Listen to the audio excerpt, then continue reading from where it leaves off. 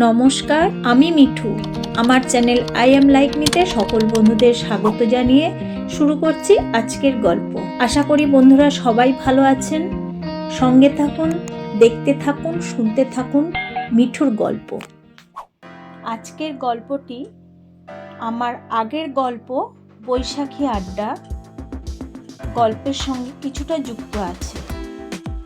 আশা করি বন্ধুরা আমার বৈশাখী আড্ডার গল্পটি দেখেছেন। যে সকল বন্ধুরা আমার বৈশাখী আড্ডা গল্পের ভিডিওটি দেখেননি, ওপরে আই বাটনে এবং নিচে ডেসক্রিপশন বক্সে ভিডিও লিঙ্কটি দিয়ে দিলাম। অবশ্যই একবার দেখে নেবেন, তাহলে আপনাদেরও বুঝতে সুবিধে হবে। এবার শুরু করা যাক নতুন গল্প। আজ বৈশাখী আড্ডায় খাওয়া দাওয়ার পর কিছুটা সময় আড্ডা দেওয়ার পর আমি সবাইকে বলি যে আমার কাজ আছে, আমায় বেরোতে হবে বলে তাদের কাছে বিদায় নিয়েছিলাম।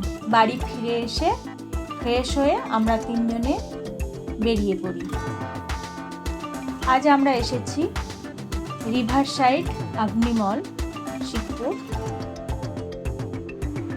এখানে মোটার একটু কাজ আছে, মোটার কাজ হয়ে গেলে একটু ঘোরাঘুরি করব।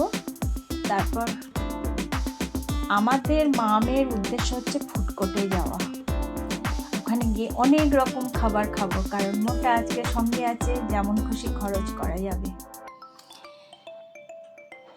মোটাকে নিয়ে যেদিনই বেরোই সেদিনই খেলা থাকে, আর মোটাও এরকম রাস্তায় মোবাইলে খেলা দেখতে দেখতে যায়। বড্ড বিরক্ত লাগে। শুধু বুঝিয়ে দেয় যে হ্যাঁ আমি তোমাদের সাথে আছি, কিন্তু একটুও আমাদের সময় দেয় না।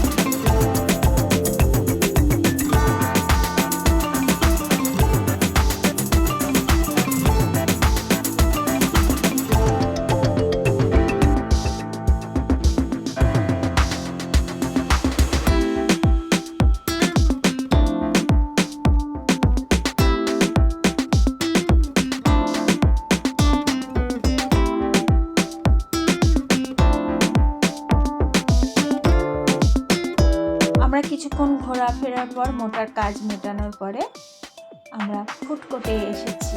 ফুডকোর্টে এসে খাবার নিয়ে বসে গেছি।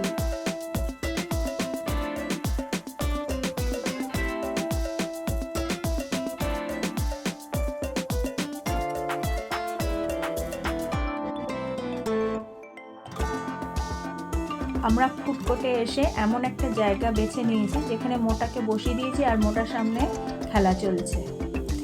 এইটুকু যদি আমরা মোটাকে না দিতে পারতাম, মোটা মানে এখানে থাকতোই না। কখন বাড়ি যাবে অস্থির করে দিত। ওই জন্য বুঝে শুনে মুখের সামনে খাবার দিয়েছি, আর খেলা দেখো, খাও আর খেলা দেখো।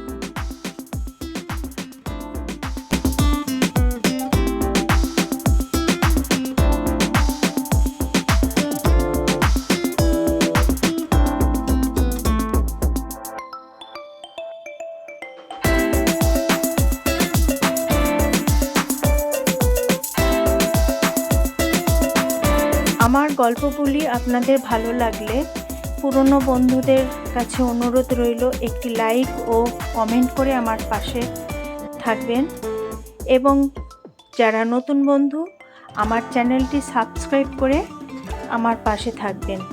আপনাদের সহযোগিতায় আমি নতুন নতুন গল্প বানাতে উৎসাহ পাব।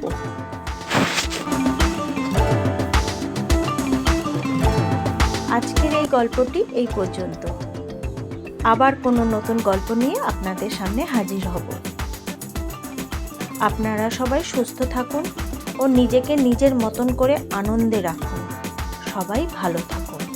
নমস্কার।